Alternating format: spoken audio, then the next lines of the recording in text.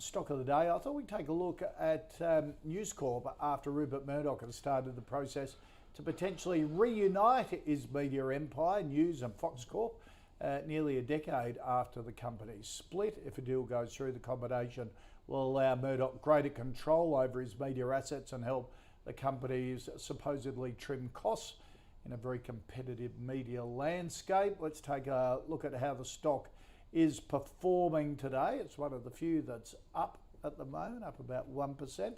Mathan, what do you think of the plan and News Corp shares at these levels? It's just played again, Sam. Between the Lowies and the Murdochs, we do this every decade there's a cycle coming. Yep. They merge assets, they divest assets, they merge assets, divest. Because no one can then analyze, because it's a science project at the start, right? And then you merge it, it's like science project squared. So it just becomes complicated, the history cannot be compared. So they love doing this. The only guys who make money are the brokers who are advising on all these deals.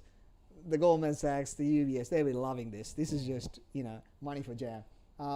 Is this good for investors? Oh, look, the model becomes more diversified, right? It's bigger, Yep.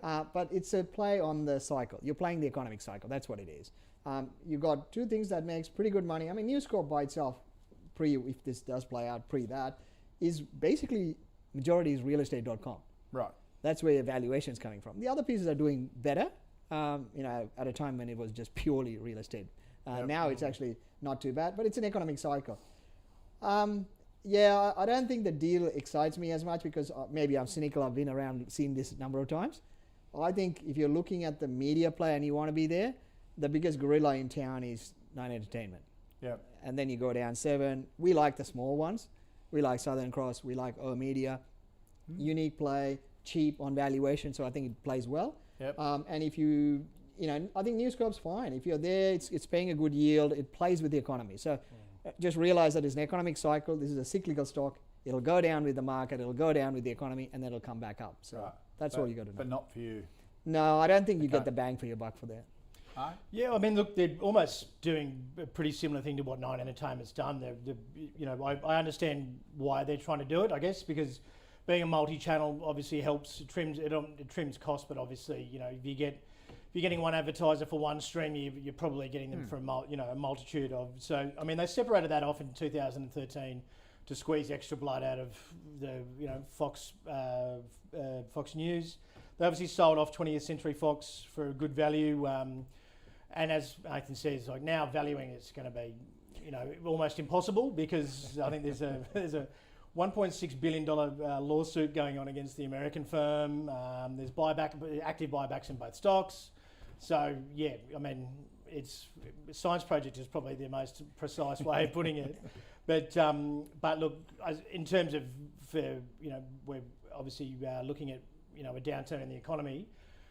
Switching to that, a consolidated multi-channel is probably better for the company and better for the shareholders, I suppose, depending on how much fees they the brokers gouge out of them for doing all this. But look, something like I think the publishing arms are actually doing surprisingly a lot better than of course, publishing and free-to-air TV was dead and all this sort of thing. So.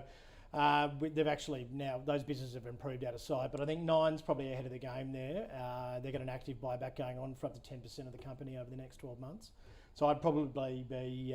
so you prefer Nine? I prefer Nine just on the basis that they're already there, they're probably less complex, and they've probably done most of the hard yards in advance. So and they yield quite nicely as well, 7% or 8% nearly. I'll give you an example. Pre-GFC, when I was at Citi, we had a top-rated analyst covering News Corp, and there were 4 of them, and he was covering it from Australia. He had a model, not for the profits or the balance sheet, he had a model just to model the capital structure.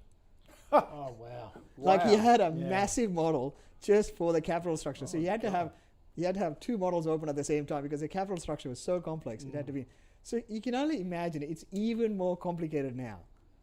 The average person has got no idea how the capital structure works because, I mean, the analyst at the time, he was one of the top-rated analysts, and he's a really smart guy, and he would struggle to explain it to a layman, right?